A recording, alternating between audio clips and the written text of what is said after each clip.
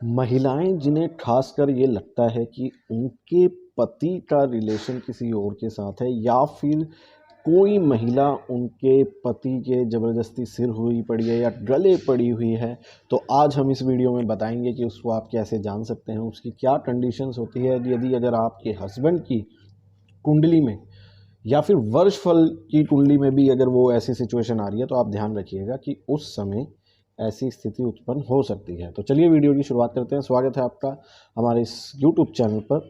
अगर आप पहली बार हमारा वीडियो देख रहे हैं, पहली बार हमारे चैनल पर हैं, तो प्लीज़ चैनल को सब्सक्राइब कर दीजिए। आज हम बात करने वाले हैं सूर्य खाना नंबर 7 के बारे में।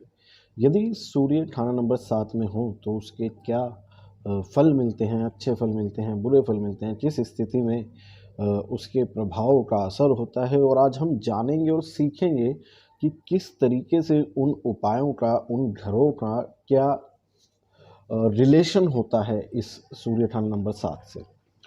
तो सबसे पहली चीज़ ये बुध का घर हो जाता है, शुक्र की राशि यहाँ पर होती है, सूर्य यहाँ पर नीच का हो गया और शनि यहाँ पर उच्च का होता है। तो इन्हीं सब की जो आशियाँ हैं वो इससे रिलेट करेंगी, इस घर से रिलेट करेंगी किसी भी प्रकार से, वो एक दूसरे से या फिर आप कहिए कि इन्हीं के ऊपर वो असर डालेंगे। जैसे अगर यहाँ पर सूर्य अच्छे फल देता है तो जो ऐसे व्यक्ति की जो औलाद होगी सूर्य खाना नंबर 7 वाले की, तो वो अच्छी ही औलाद होगी, उम्दा औलाद होगी, बढ़िया औलाद होगी। लेकिन जब सूर्य खाना नंबर 7 में आ जाता है तो वो माता पिता, ससुराल और राज दरबार से जो संबंध होते हैं उन पर अपना मंदा असर दिखाना चालू कर देता है। जब सूर्य खाना नंबर 7 में हो तो ऐसा व्यक्ति आप कह लीजिए कि चांदी और मोती दान करता रहता है, कि ऐसे व्यक्ति के हाथों से हमेशा चांदी मोती के दान होते रहते हैं।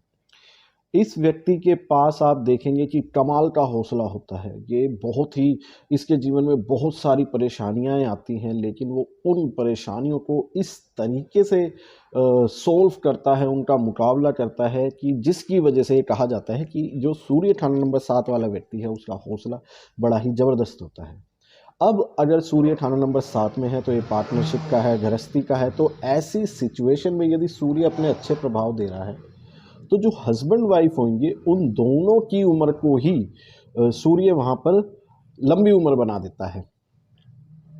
अब वही बात की जो ये पार्टनरशिप का, वैवाहिक जीवन का संदर्भ है इस खाना नंबर 7 से, तो देखिए अगर सूर्य खाना नंबर 7 वाले की अगर पत्नी जो है वो अगर बाहर एक्स्ट्रा मैरिटल अफेयर्स करती है, आप कह लीजिए चरित्रवान नहीं होती, तो उसको जो जीवन की सुख हैं, जीवन यापन की चीज़ें हैं, देखिए क्योंकि शुक्र जो है वही हमें ऐशो आराम सारी चीज़ों से उससे रिलेट किया जाता है। जो आप कह लीजिए कि हमारे जो ऊंचे ख्वाब होते हैं वो शुक्र से रिलेट होते हैं। तो जब शुक्र का यहाँ पे रिलेशन बन रहा है सूर्य खाना नंबर 7 के समय, तो जब अगर किसी व्यक्ति की, सूर्य खाना नंबर 7 वाले की व्यक्ति की वाइफ अगर थोड़ी चरित्रहीन टाइप की हुई या फिर आप कह लीजिए इसको लाजवंती ना हुई, तो ऐसी स्थिति में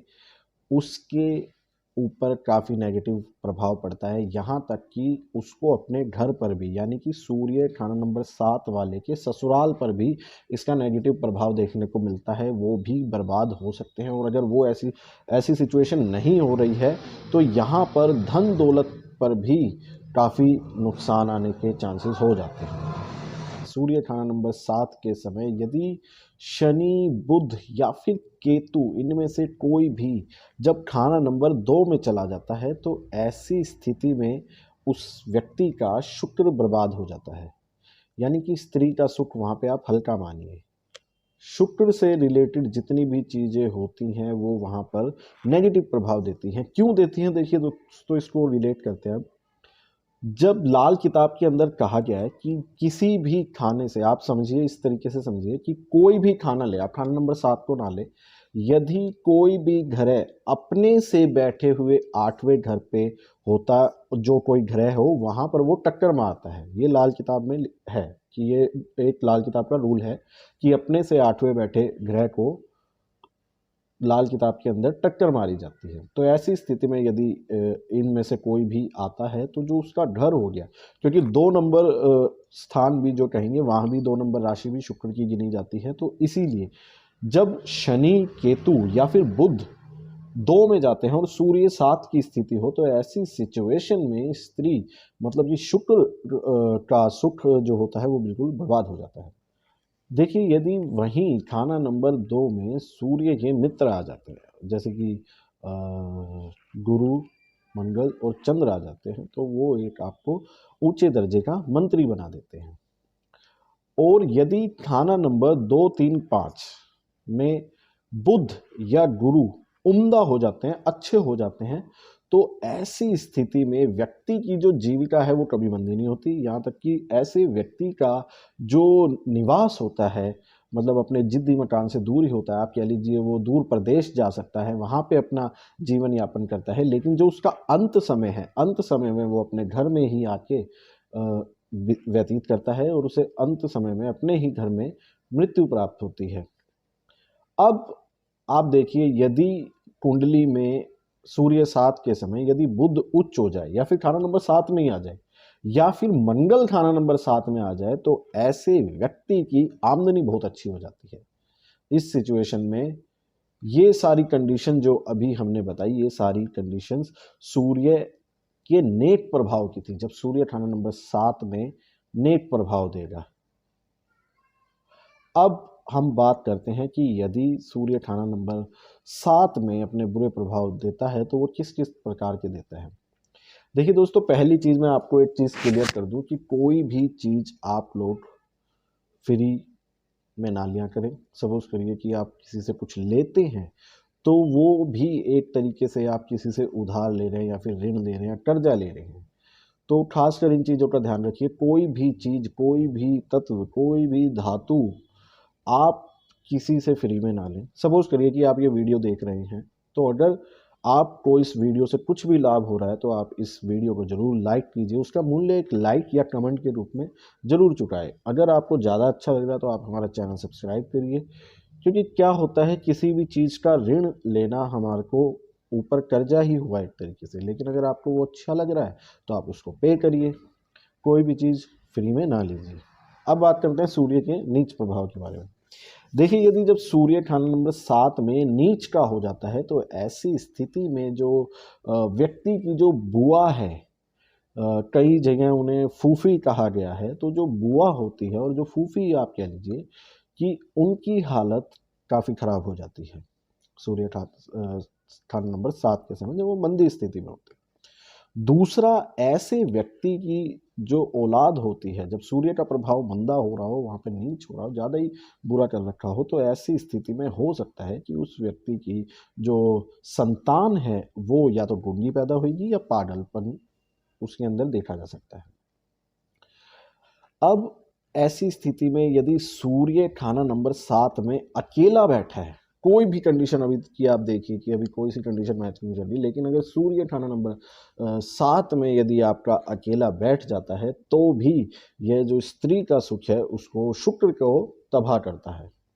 जब सूर्य खाना नंबर 7 के समय सारे ही ग्रह मंदे होते हैं तो ऐसे परिवार, ऐसे व्यक्ति का जो परिवार होता है वो हमेशा घटता हुआ ही होता है। यहाँ तक कि ऐसा व्यक्ति ये आत्महत्या की कोशिश भी करता है। लेकिन जैसा मैंने पहले बताया कि इस व्यक्ति के अंदर हौसला बहुत ही कमाल का होता है। सूर्य 7 के समय यदि लगन में, मतलब खाना नंबर 1 में गुरु, शुक्र या पापी में से कोई आ जाता है तो ऐसे व्यक्ति के घर में काफ़ी मौतें देखने को मिलती है। मतलब ऐसा व्यक्ति अपने घर में बहुत सारी मौतें देखता है। और जो इसकी ये कंडीशन होती है वो बताती है कि दोनों ही हस्बैंड वाइफ जो हुए, इनकी जो जोड़ी है वो दुखों की जोड़ी लाल किताब में इसको कहा गया है। यदि सूर्य 7 के समय खाना नंबर 1 में जब ये गुरु, शुक्र या पापी आ जाते हैं तो ऐसी स्थिति में बताया गया है कि ऐसे व्यक्ति के घर में ना कोई लाशें दफनाने वाला या फिर जलाने वाला कोई नहीं बचता। अब दोस्तों, जो मैंने स्टार्टिंग में आपको एक पॉइंट बताया था कि आप कैसे जान सकते हैं कि आपके हस्बैंड के ऊपर किसी पराई स्त्री का ध्यान तो नहीं है या फिर वो उसके पीछे तो नहीं पड़ी हुई, तो ये कंडीशन उस चीज़ के लिए है। तो आप इस चीज़ को ध्यान से सुनिए। मैं इसके आगे उपाय भी बताऊंगा कि आपको उस चीज़ को किस तरीके से ठीक करना है ताकि जो उसके मंदे प्रभाव है सूर्य खाना नंबर 7 के, तो वो दूर हो जाए। तो देखिए, जब खाना नंबर 7 के समय, सूर्य 7 के समय जब खाना नंबर 2 में शुक्र या पापी ग्रह यानी कि शनि राहु केतु में से कोई बैठ जाता है, तो ऐसी स्थिति में उस व्यक्ति के कोई ना कोई पराई स्त्री उसके गले पड़ी रहती है। यानी कि वो अपनी गृहस्थ जीवन छोड़कर सूर्य खाना नंबर 7 वाले के पीछे लग जाती है। अब आप ध्यान रखिए, अगर ये ऐसी कंडीशन आपकी यदि वर्ष फल में भी आ रही है, क्योंकि जो शुक्र होता है वो सूर्य के हमेशा 1-2 घर आसपास ही रहता है, लेकिन हाँ, पापी ग्रह जो होते हैं वो वहाँ पर सूर्य 7 के समय 2 में जा सकते हैं। तो यदि वर्ष फल के अनुसार भी ऐसी कोई स्थिति बन रही है, तो उस वर्ष आपको अपने पति पे ध्यान रखने की ज़रूरत है। आप उनका ध्यान रखिए और जो उपाय आगे बताए जाएंगे आप उनको करिए, ताकि जो सूर्य के जो नेगेटिव प्रभाव हैं वो उन पर ना पड़े। अब एक और पॉइंट, यदि सूर्य 7 के समय यदि केतु खाना नंबर 1 में आ जाए और जो बुध है वो खाना नंबर 11 में चला जाए, तो ऐसे व्यक्ति के लिए कहा गया है कि ऐसे व्यक्ति को अपनी जो हकीमी होती है, मतलब अगर वो किसी भी मर्ज का इलाज कर रहा है तो वो उसे गर्म रखनी चाहिए और जो दुकानदारी है वो उसको नरम की रखनी चाहिए। अगर वो इससे विपरीत चलेगा कि हकीमी नरम की और दुकानदारी गर्म की, तो उसको इधर नेगेटिव प्रभाव देखने को मिलेंगे, जो कि बहुत सारे मुसीबतें या फिर परेशानियों का कारण बन सकता है। अब आते हैं, हम बात करते हैं इन उपायों के बारे में कि ऐसी स्थिति में क्या उपाय सूर्य खाना नंबर 7 वाले को करने चाहिए। अब रिलेट करेंगे इस चीज़ को। देखिए, जो खाना नंबर 7 है वो शुक्र, सूर्य है यहाँ पर, शनि यहाँ पर उच्च है और बुध, ये 4 ग्रह यहाँ से रिलेट कर रहे हैं। यानी कि सूर्य और शनि के टकराव की स्थिति में चंद्र नष्ट होता है। तो इस दौरान हमें क्या करना चाहिए? इस दौरान हमें करना चाहिए कि रात को खाना बनाने के पश्चात जब आप अपनी रसोई की गैस बुझाते हैं तो उसको दूध की छींटे मारकर आप उसे ठंडा करिए। अब इसके अच्छे प्रभाव और लेने के लिए आपको, जैसे कि बताया गया, गाय, शुक्र हो गया, शुक्र से रिलेट हो गई, वहाँ पे शुक्र का घर मतलब शुक्र की राशि वहाँ पे आ जाती है, तो गाय वहाँ पर रिलेट हो गई। शनि यहाँ पर उच्च का, काली गाय की यदि सेवा की जाए तो ये यहाँ पे सूर्य के बुरे प्रभाव को कम करेगी।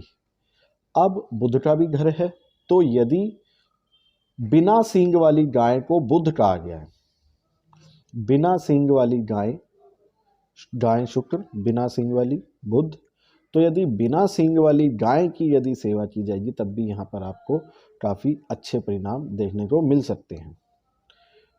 अब अगर किसी के भी घर में माली हालत चल रही है, मंदी हालत चल रही है, तो उस सिचुएशन में हमें क्या करना चाहिए? देखिए दोस्तों, कोई भी जो ये दफनाने वाला उपाय होता है, हमारी सलाह यही रहेगी, पूरी कुंडली विश्लेषण करने के बाद ही, अच्छे किसी ज्योतिष के परामर्श के बाद ही आप इस उपाय को खासकर करा करिए। कोई भी जो दफनाने वाला, कोई भी आशा आप जब दफनाते हैं तो ये पहले आपको सारी चीज़ें देखनी पड़ती है कि कोई नेगेटिव प्रभाव ना देते, तब जाके वो उपाय किए जाते हैं। तो इसीलिए आप ध्यान रखिए कि यदि, वैसे मैं उपाय क्लियर कर देता हूँ कि यदि सूर्य 7 के समय आपकी माली हालत हो रही है, काफ़ी ज़्यादा दिक्कत परेशानियाँ आपके घर में चल रही हैं, पैसे परिवार को लेके, वो सारी चीज़ों को लेके, तो इस दौरान आपको तांबे के चौकोर टुकड़े ज़मीन में दफनाने से फ़ायदा होएगा। एक और उपाय जो आपको बहुत सहायक हो सकता है, यहाँ पर आपको क्या करना है, आपको डेली जब आप खाना खाते हैं उसमें से एक हिस्सा निकालकर उसको अग्नि में आहुति देनी है। ये उपाय मैंने जो बताए गए हैं सूर्य की स्थिति को अच्छे करने के लिए, माली हालत को अच्छा करने के लिए, जीवन साथी की जो परेशानियां हैं उसको अच्छा करने के लिए आप इनमें से कोई सा भी उपाय कर सकते हैं। तो इसी के साथ दोस्तों, नमस्कार, जय श्री राम।